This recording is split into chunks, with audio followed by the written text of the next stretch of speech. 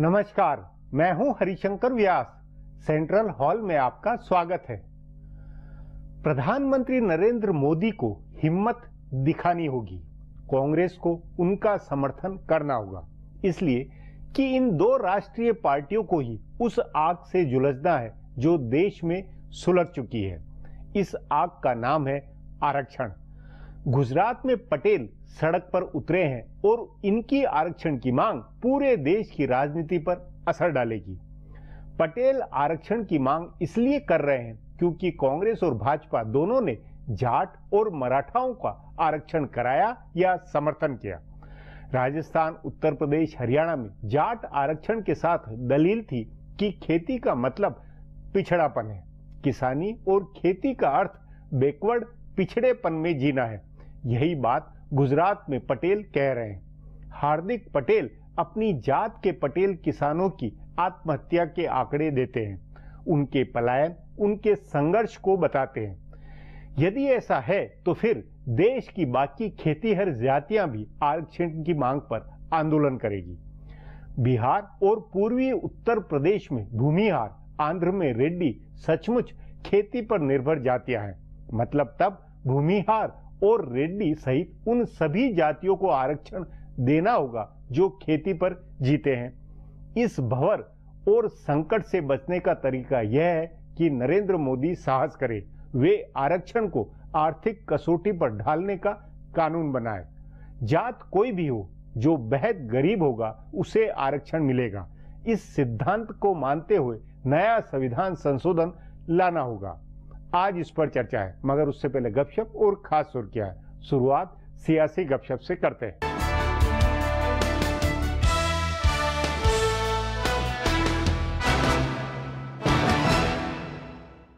केंद्र सरकार अब जातीय जनगणना के आंकड़े जारी कर सकती है। 2011 में हुई जनगणना के मुताबिक धार्मिक आबादी का आंकड़ा जारी किए जाने के बाद अब इस बात की संभावना है कि सरकार जातियों के आंकड़े भी जारी करेगी। बिहार में चुनाव से पहले भी ये आंकड़ा जारी किया जा सकता है। गौरतलब है कि राजद और जदयू दोनों सामाजिक, आर्थिक और जातीय गिनती के आंकड़े जारी करने की मांग कर रही है। उनका मानना है कि इन आंकड़ों में ओबीसी और दलित आबादी बहुत बड़ी है और इसलिए सरकार इसे नहीं जारी करना चाहती है। भाजपा के जानकार नेताओं का कहना है कि जातीय जनगणना के असर को कम करने के लिए धार्मिक आबादी का आंकड़ा जारी किया गया है। बिहार विधानसभा के चुनाव में धार्मिक जनगणना के आंकड़ों का इस्तेमाल हो सकता है। भाजपा से ज्यादा संघ परिवार से जुड़े संगठन इस बात का प्रचार करेंगे कि हिंदू आबादी घट रही है और अल्पसंख्यक आबादी बढ़ रही है। पहली बार हिंदू आबादी 80% से नीचे आई है। इस आधार पर ध्रुवीकरण की कोशिश हो सकती है। भाजपा नेताओं का मानना है कि अगर धार्मिक आधार पर ध्रुवीकरण होता है तो जातीय जनगणना के आंकड़ों का कोई महत्व नहीं रह जाएगा। दूसरी ओर राजद और जदयू के नेता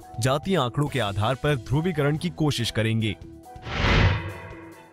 बिहार में भाजपा की सभी सहयोगी पार्टियां दबाव बना रही हैं। रामविलास पासवान और उपेंद्र कुशवाहा के बाद जीतन राम मांझी ने भी दबाव बनाया। मांझी के प्रति नरेंद्र मोदी और अमित शाह दोनों का सद्भाव है। इसके बावजूद उन्होंने उपेंद्र कुशवाहा के सुर में सुर मिलाते हुए कहा कि भाजपा को 102 सीटों पर लड़ना चाहिए। गौरतलब है कि जदयू के साथ गठबंधन में भाजपा इतनी ही सीटों पर लड़ी थी। उपेंद्र कुशवाहा पहले ये बात कह चुके हैं कि भाजपा 102 सीटों पर लड़े और 141 सीट सहयोगियों के लिए छोड़े, लेकिन तीनों सहयोगी पार्टियों के दबाव के बावजूद भाजपा कम सीटों पर लड़ने के लिए तैयार नहीं होगी। सीट बंटवारे से जुड़े भाजपा के एक नेता का मानना है कि सहयोगी पार्टियों के पास अभी कोई विकल्प नहीं है, उन्हें भाजपा के साथ ही रहना है। अगर वे अलग होकर लड़ते हैं, जैसा कि महाराष्ट्र में शिवसेना ने या हरियाणा में हरियाणा जनहित कांग्रेस ने किया था, तब भी अंतिम फायदा भाजपा को ही होना है। त्रिकोणीय या बहुकोणीय मुकाबले में भाजपा ज्यादा फायदे में रहती है। तभी भाजपा ने तीनों सहयोगी पार्टियों के लिए 70 सीटों का फॉर्मूला दिया है। सूत्रों के मुताबिक मांझी की पार्टी को 35, पासवान की पार्टी को 25 और कुशवाहा की पार्टी को 10 सीटों का प्रस्ताव दिया गया है। लेकिन 35, 25 और 10 सीटों का ये फॉर्मूला लोजपा और रालोसपा को मंजूर नहीं है।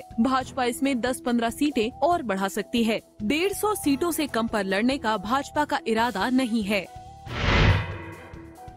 भूमि अधिग्रहण अध्यादेश और वस्तु व सेवा कर बिल पास कराने के लिए संसद का विशेष सत्र बुलाने का मामला उलझ गया है। सरकार और भाजपा में इसे लेकर अलग अलग राय है, इसलिए गेंद अब प्रधानमंत्री नरेंद्र मोदी के पाले में है। वे अपनी पार्टी के संसदीय प्रबंधकों और दूसरे नेताओं की राय लेकर फैसला करेंगे। बताया जा रहा है कि भाजपा के कई वरिष्ठ नेता और मंत्री मान रहे हैं कि भूमि अधिग्रहण कानून में बदलाव पर जब सहमति बन गई है तो उसे अभी फिर से अध्यादेश के रूप में नहीं पेश करना चाहिए। भूमि बिल तैयार करने वाले नितिन गडकरी भी इसे अध्यादेश के रूप में लाने के पक्ष में नहीं है। पार्टी नेता बिहार चुनाव के कारण भी चौथी बार अध्यादेश जारी करने से हिचक रहे हैं, लेकिन वेंकैया नायडू, चौधरी बीरेंद्र सिंह जैसे कई नेता हैं जिनका कहना है कि कानून की निरंतरता के लिए इसे फिर जारी करना जरूरी है। इसी तरह जीएसटी बिल पर भी सरकार के लिए कांग्रेस का समर्थन हासिल करना मुश्किल है। सरकार अभी मॉनसून सत्र का सत्रावसान नहीं कर रही है, लेकिन पार्टी के कई नेताओं को लग रहा है कि विशेष सत्र बुलाने का कोई फायदा नहीं है, क्योंकि कांग्रेस सहयोग के लिए तैयार नहीं है। कांग्रेस पार्टी बिल का अंतिम मसौदा देखना चाहती है,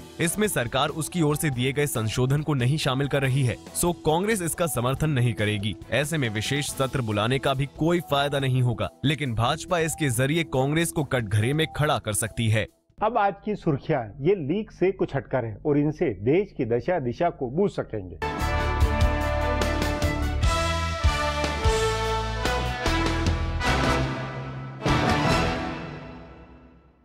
पटेल आरक्षण के लिए मंगलवार को ही महाक्रांति रैली के बाद भड़की हिंसा को देखते हुए आज गुजरात के कई इलाकों में कर्फ्यू लगा दिया गया है और पूरे राज्य में सुरक्षा कड़ी कर दी गई है। आरक्षण आंदोलन के नेता हार्दिक पटेल ने आज गुजरात बंद का आह्वान किया था। इसकी वजह से भी पूरे प्रदेश में सुरक्षा की चाक चौबंद व्यवस्था की गई थी और पुलिस के साथ साथ RAF, BSF और SRP को तैनात किया गया था। पूरे राज्य में बंद का जबरदस्त असर दिखा। प्रधानमंत्री की शांति की अपील के बावजूद राज्य के कई इलाकों में आज भी हिंसा जारी रही। ताज़ा हिंसा में 3 लोगों की मौत हो गई है और शांति बहाली के लिए सेना को बुलाया गया है। कल रात आंदोलनकारियों ने 1.5 दर्जन से ज्यादा गाड़ियों में आग लगा दी और राज्य के गृह मंत्री का घर भी जला दिया था। सिर्फ अहमदाबाद में हिंसा की 50 घटनाएं दर्ज की गई हैं। हालांकि आज हार्दिक पटेल ने कहा कि हिंसा की घटनाओं से उनका कोई लेना देना नहीं है। पटेल ने ये भी कहा कि उन्होंने रैली में कोई भड़काऊ बात नहीं की थी, सिर्फ पाटीदारों के हक की बात की थी। कल रात की हिंसा के बाद आज गुजरात के कई इलाकों में सोशल मीडिया पर रोक लगाई गई है।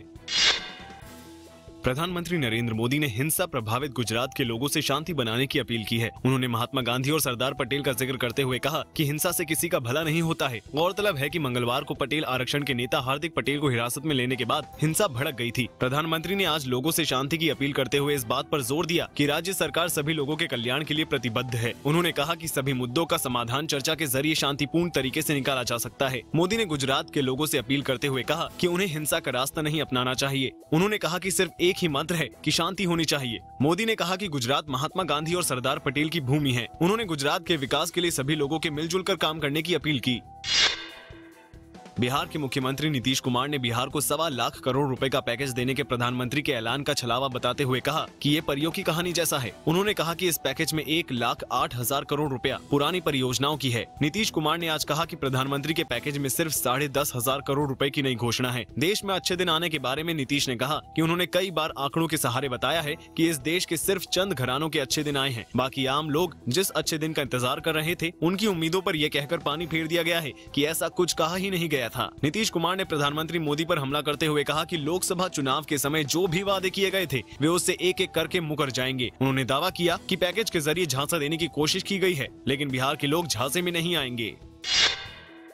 कांग्रेस उपाध्यक्ष राहुल गांधी ने आज जम्मू के पुंछ में नियंत्रण रेखा के पास पाकिस्तान की ओर से हुई फायरिंग से प्रभावित हुए लोगों से मुलाकात की। उन्होंने कहा कि केंद्र सरकार को पुनर्वास, मुआवजा, बीमा कवर सहित इन लोगों की सभी मांगों को पूरा करना चाहिए। राहुल गांधी आज 3 दिन की जम्मू कश्मीर यात्रा पर गए हैं। इस यात्रा के दौरान वे एक बड़ी रैली को भी संबोधित करेंगे। पहले दिन आज उन्होंने स्वतंत्रता दिवस के रोज पाकिस्तान की ओर से हुई फायरिंग में बालाकोट में मारे गए 6 लोगों के परिजनों से मुलाकात की। इस दौरान राहुल ने कहा कि वे लोगों के दुख और प्रियजनों को खोने की पीड़ा को साझा करने आए हैं। प्रदेश की प्रभारी महासचिव अंबिका सोनी और जम्मू कश्मीर प्रदेश कांग्रेस के अध्यक्ष गुलाम अहमद मीर भी उनके साथ गए थे।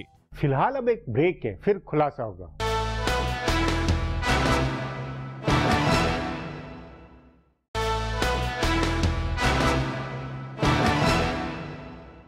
भूमिहार, त्यागी, रेड्डी, पाटीदार, वोकालिग्गा, लिंगायत, ये सब खेती करने वाली खेतीहर जातियां हैं। इसलिए इन्हें आरक्षण न दिया जाए और पटेल, जाट, मराठा का आरक्षण चले, यह विसंगतिपूर्ण व्यवस्था बनाना है।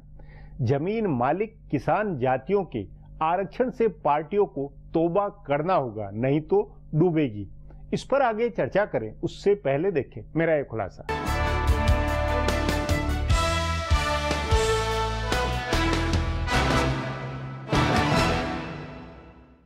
प्रधानमंत्री नरेंद्र मोदी के गृह प्रदेश गुजरात से एक चिंगारी भड़की है। उसे शोला बनने से रोकने की शुरुआती चुनौती राज्य की आनंदीबेन पटेल सरकार की है, लेकिन अंततः इस मामले में प्रधानमंत्री नरेंद्र मोदी और केंद्र सरकार को ही आगे आना होगा। साथ ही सबसे बड़ी विपक्षी पार्टी और अखिल भारतीय पार्टी होने के नाते कांग्रेस को भी इसमें अहम भूमिका निभानी होगी। गुजरात के पाटीदार समाज का आरक्षण के लिए खड़ा होना बहुत गंभीर अर्थ लिए हुए है। इसके कई सामाजिक, आर्थिक और राजनीतिक पहलू हैं। गुजरात देश के सबसे विकसित और समृद्ध प्रदेशों में से एक है। पूरे देश में मोदी के गुजरात मॉडल को लागू करने की कोशिश चल रही है, लेकिन इस मॉडल में आखिर ऐसी क्या खराबी हुई कि एक समृद्ध प्रदेश का सबसे समृद्ध समुदाय आरक्षण की मांग लेकर उठ खड़ा हुआ है? क्या ये आंदोलन किसी राजनीतिक मकसद के लिए हो रहा है? हो सकता है, और यह भी हो सकता है कि आर्थिक रूप से दूसरी जातियों या समुदायों से पिछड़ने का खतरा भी इस आंदोलन की बुनियाद में हो। लेकिन भारत के संविधान में जिस आधार पर आरक्षण का प्रावधान है, वह आधार गुजरात के पाटीदार समाज पर शायद नहीं लागू होता है।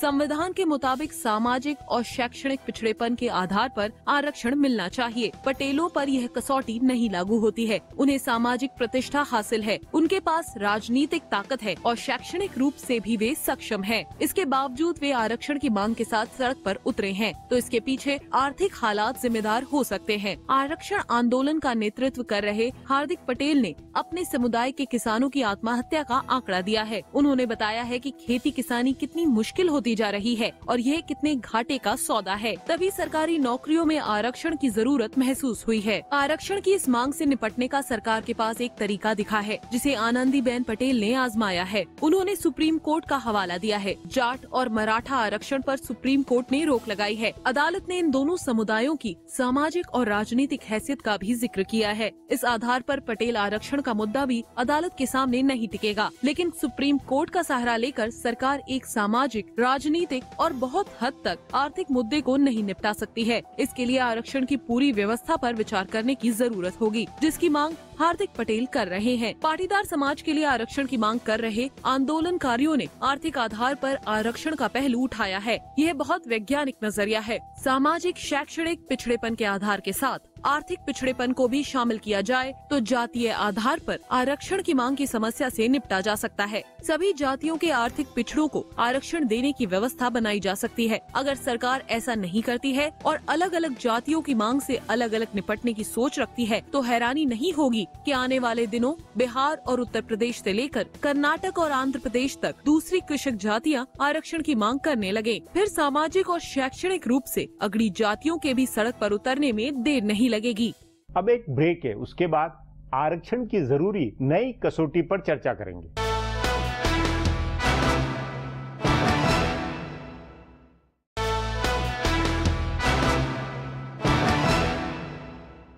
गुजरात में पटेल आंदोलन खड़ा करने वाले नौजवान हार्दिक पटेल ने भाजपा और आनंदीबेन पटेल की सत्ता की चूल्हे हिला दी है। नरेंद्र मोदी, अमित शाह और भाजपा के लिए घातक संकट खड़ा होने वाला है। वह इस खेल में बाजी तभी बदल सकती है जब गरीबी की आर्थिक कसौटी पर आरक्षण का साहसिक फैसला हो। इस पर चर्चा के लिए आज मेरे साथ वरिष्ठ पत्रकार डॉक्टर वेद प्रताप वैदिक है।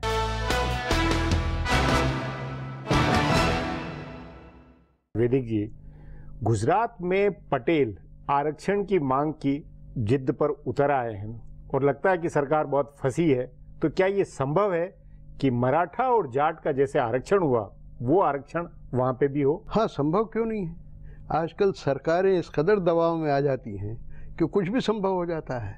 लेकिन अगर ये संभव हो गया तो आप क्या समझते हैं कि देश में और जो किसान जातियां हैं क्या वो चुप बैठेंगी? क्या वोकलिगा चुप बैठेंगे? क्या और प्रांतों के? हाँ, बिहार और पूर्वी उत्तर प्रदेश में भूमिहार, त्यागी असंख्य। हाँ, गुजरात में 150 जातियां हैं जो अपने आप को पिछड़ी कहती हैं।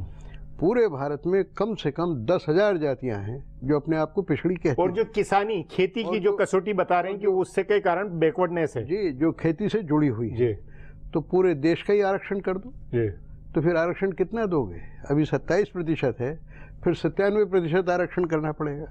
तो ये आरक्षण की मजाक है पिछड़ी जातियों के नाम पर। नहीं तो इस मजाक की वजह मूलतः कांग्रेस, जिसने जाट और मराठा आरक्षण का फार्मूला अपनाया और जिसको बीजेपी ने भी माना, बाद में बीजेपी ने भी उनके पक्ष में कहा हुआ है, वो वजह नहीं है कि ये मूल जो है ये इस तरह की जो संपन्न खाती पीती जमीनी जो वाली है उनको किया, तो ये उसका आधार ही गलत था, इस कारण की बदौलत नहीं है। नहीं, इसका आधार है वोट बैंक, इसका आधार है मनुष्यों को मवेशी की तरह मानना कि थोक में वोट डलवाना।